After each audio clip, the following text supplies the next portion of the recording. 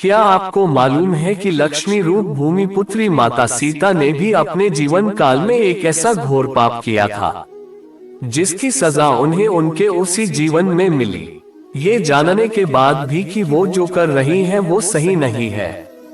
फिर भी सीता माता ने एक ऐसा कदम उठाया जिसने उनको उनके पति से ही अलग कर दिया। क्या था वो पाप और किस श्राप के कारण सीता माता को पति वियोग से गुजरना पड़ा? माता सीता ने अपने महल में तोते के जोड़े के साथ क्या किया? एक कथा के अनुसार एक दिन जब माता सीता अपने बगीचे में घूम रही थी तो उनकी नजर तोते के एक जोड़े पर पड़ी। ये जोड़ा आपस में कुछ बातें कर रहा था। तोते के जोड़े को आपस में बातें करते देख माता सीता के अंदर जिज्ञासा उत्पन्न हुई कि ये दोनों क्या बातें कर रहे होंगे।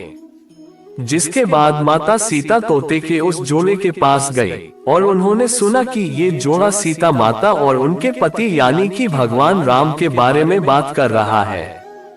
जब माता सीता ने तोतों के मुख से अपने भविष्य के बारे में इतनी सारी बातें सुनी तो उन्होंने पूछा कि तुम्हें मेरे भविष्य के बारे में इतना सब कुछ कैसे ज्ञात है?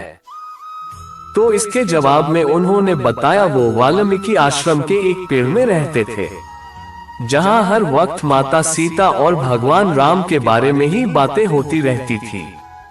तोते के इस जोड़े ने ये तक बताया कि आगे चलकर भगवान राम मिथिला आकर आपके स्वयंवर में शामिल होंगे और भगवान शिव के धनुष को तोड़कर आपसे विवाह करेंगे।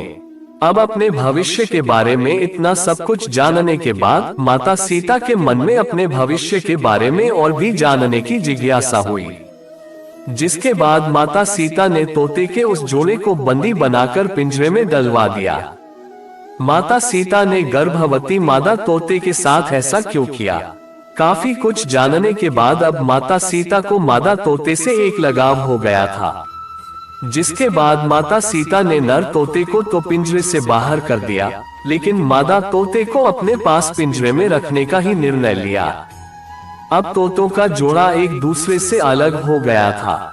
जिसके बाद मादा तोते ने माता सीता को बताया कि मैं गर्भवती हूँ, मुझे छोड़ दीजिए। लेकिन आप सभी को ये सुनकर हैरानी होगी कि माता सीता ने उसे छोड़ने से इनकार कर दिया। नर तोते ने भी माता सीता से अपनी बीवी को छोड़ने का काफी निवेदन किया, मगर माता सीता ने कहा कि उन्हें मादा तोते से लगाव हो गया है। उन्हें वो इतनी भाने लगी कि अब वो मादा तोते को अपने से दूर नहीं होने देंगी। इसके बाद नर तोते ने ये तक कहा कि मेरी बीवी को खुले जंगल में हमारे बच्चों को जन्म देने दो, इसके बाद मैं वापस अपनी बीवी को आपके पास छोड़ दूंगा। मगर इस पर भी माता सीता नहीं मानी और तोते को वहां से अकेले ही जाने को कह दिया गया। 3-4 दिन गुजरने के बाद मादा तोते ने पिंजरे में पति वियोग के कारण दम तोड़ दिया। अब जब नर तोता अपनी पत्नी से मिलने महल पहुंचा तो उसने वहां देखा कि उसकी गर्भवती पत्नी प्राण त्याग चुकी है। जिसके बाद दुखी नर तोता सीता माता से कहता है कि सीता, तुमने मेरी गर्भवती पत्नी को मुझसे दूर कर उसके प्राण हरे हैं। मैं तुम्हें भी ये श्राप देता हूँ कि तुम भी अपनी गर्भावस्था में ही अपने पति से अलग हो जाओगी और तुम्हारे अलग होने का कारण मैं ही बनूंगा। ये कहकर नर तोता वहां से उड़ जाता है। माता सीता को मिली उनके पाप की सजा, जिसके बाद वो सीधे अयोध्या जाता है और धोबी के रूप में जन्म लेता है। ये वही धोबी होता है जिसने माता सीता के रावण के चुंगल से छूटने के बाद माता सीता के चरित्र पर सवाल खड़े किए थे और इसी का कारण भगवान राम माता सीता को उनकी गर्भावस्था में त्याग देते हैं।